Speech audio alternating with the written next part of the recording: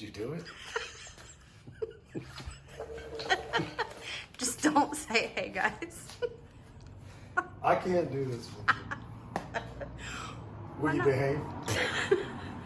Okay. What will I say? What's up? Yeah. What's up, YouTubers? Yeah, that'll work. Okay. What's up, YouTubers? I'm here. A couple guys were asking, well, a lot of people are asking about suspension stuff. So I'm desperate and I'm having my wife, which is a practical joker, help me film this because I've never done this and I don't really know what I'm doing. I know what I'm doing on the car, but I don't know anything about YouTube. And I know what I'm doing on this car. So some of this information will not apply to other cars. So I'm not ready for the guys to get in the comments and talk about, oh, I'm on 67 Firebird, blah, blah, blah. I don't care. This is what works on this car. There's a lot of people use this type of suspension, the triangular four link. So what we're gonna do is my wife's got the camera now, but I'm gonna go underneath the car here and I'm gonna show you just simply what makes this suspension do what. So the first thing I want to point out is where the tire sits in the fender well.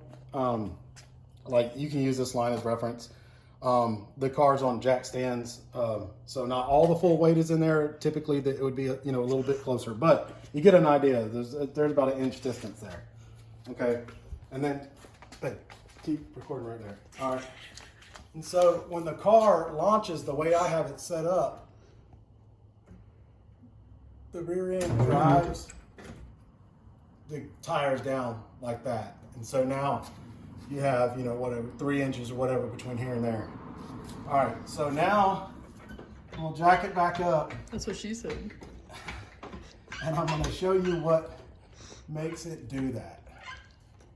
Okay. I think it's probably not gonna go all the way back down because it doesn't have all the weight on it, but let me get the camera.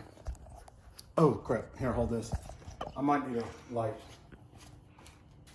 Just pan to the car or something. Make it interesting. You're my camera person and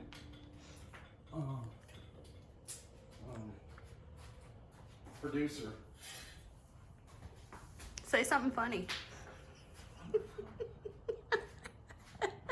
Your face. That's funny. All right. Oh. Okay. Let me see this. All right. Okay. Let's see. All right. What makes what we just saw do that is your upper control arm, the angle of this control arm. That is everything on this type of suspension. The more the rear bolt is high to the forward bolt low, the more the rear end separates. So if the car was sitting at rest where we have not launched yet, it's going to be this angle, and then when you launch under power, I'm going to try. It's going to try to straighten out and try to be parallel with the ground. That's it.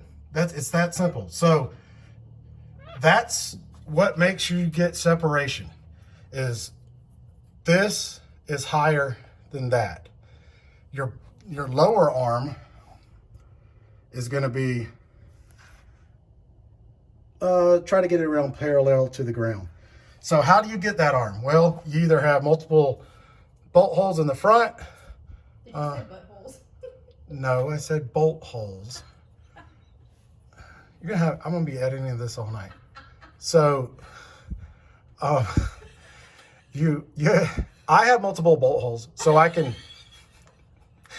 have multiple bolt holes, so I can move this forward bolt up and down. So if I didn't want it to separate very much, then I would move that up. If I wanted to separate more, I would move that down. Okay. So that gives you how much it's going to move. Your shocks will give you how fast it's going to move and how fast or slow it relaxes and comes up. But that's it. There's nothing to it. Oh, I don't know if I got this camera right. So, but that's it. Everybody understood your control arm. Like if this is my arm, this is the back, this is the front.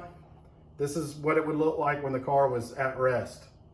And then when under acceleration, under a power or load, that arm's going to try to straighten up, and then the rear end will drop down and it'll push against the ground. That's what you want on a radial.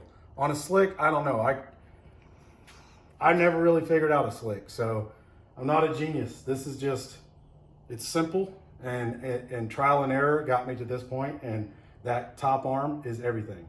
Now your bottom arm, you would want, like I said, about parallel to the ground. But if you cannot use the different bolt holes, then what you would use is lowering the car. And you lower the car until you can get that top arm as much, rake or whatever you want to call it, as much angle as you can without getting the bottom arm to also be like that. So you would just lower the car until you get that angle and your bottom arm is about parallel with the ground. And that's all there is to it. Hopefully this will answer a lot of you guys' questions.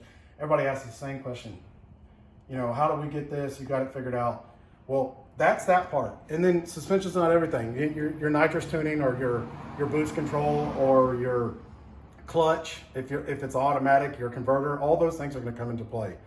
But in a video, if you were on a radial and you see your car separating like this and it's not hooking, then start looking at the speed that it's separating. Maybe if it just jams the tire down real hard, and then or if it's jamming the tire down real hard and you're crushing the sidewall of the tire, that means you probably need more tire pressure. I can get into further details with that later. We can look at, like, after the car launches, you can look at the marks on the track and see what they look like.